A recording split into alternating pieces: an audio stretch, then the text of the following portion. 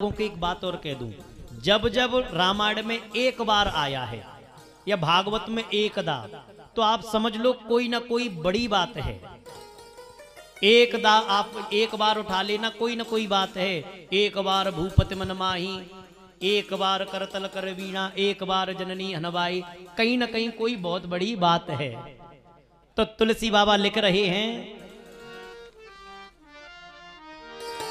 एक बार भूपति मन माही, एक बार भूपति मन माही, हो भई ग्लानि मोरे सुत नाहि, भई ग्लानि मोरे सुत नाहि। आज दशरथ महाराज के मन में बड़ी ग्लानि हुई। अच्छा, यहाँ ग्लानि लिखा है, विचार भी तो कह सकते थे। देखो, विचार में और ग्लानि में अंतर है। बाबा कह रहे हैं ग्लानि हुई है, विचार नहीं आया, तो भैया ग्लानि का बात की हुई। तो यहाँ संतों के वैसे तो बहुत भाव हैं, एक आध भाव का हम लोग आनंद लेते हैं कि राजा दशरथ चक्रवर्ती सम्राट बड़े ज्ञानी धर्मात्मा राजा, और पता है सत्संग करने कहाँ जाते हैं? देवलोक में महाराज इंद्र के यहाँ खूब बढ़िया सत्संग होता है। सुबह जाते हैं, शाम को आ जाते हैं। तो एक दिन की बात, दशरथ महाराज जब इंद्र के यहाँ सत्संग करके लौटे तो अपनी माला छोड़े आए। जो माला जपने की होती है ना, माला झोली रह गई इंद्रलोक में ही। महाराज जी आए, दशरथ जी ने देखा आकर, अरे राम, आज तो माला रह गई।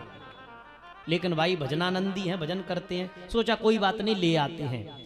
तो दोबारा दशरथ जी जब माला लेने पहुंचे देवलोक में, तो वहां दशरथ जी ने देखा कि झाड़ू और पोंछा चल रहा है, सफाई चल रही है। दशरथ जी को बड़ा आश्चर्य हुआ कि अभी तो बढ़िया सुंदर सत्संग हुआ और अब यहाँ काय बात की सफाई। तो इंद्र से पहले उनका जो सेवक था वो मिला।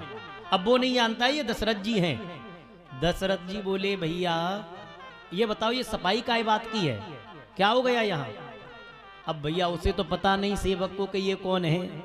सेवक बोला, महाराज क्या बताएं, मृत्यु लोक से, पृथ्वी से एक राजा आते हैं सत्संग करने, और जब वो चले जाते हैं तो फिर सफाई करनी पड़ती है। क्यों?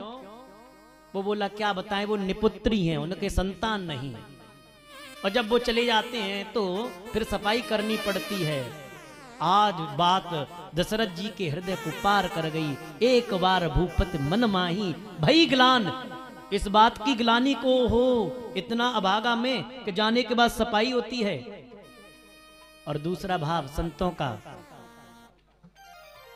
राजा दशरथ मृगया के लिए गए, तो जंगल में जब मृगया के लिए गए, एक हिरणी का पीछा किया। मृग को मारना चाहते हैं, मृग आगे आगे है, पीछे राजा दशरथ।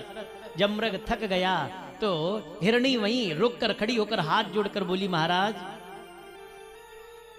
मैं आपसे क्षमा मांगती हूं, आप मुझे मारिए मत, मैं वैसे ही जल में कूद के मरना स्वीकार कर लूंगी, आप मत मारिए। दशरथ बोले, क्यों? कि मैं नहीं चाहती कि मेरा वध किसी निपुत्री के हाथ हो। और यह सुनते ही धनुष बाण छूट गया हाथ से, राजा दंग रह गया।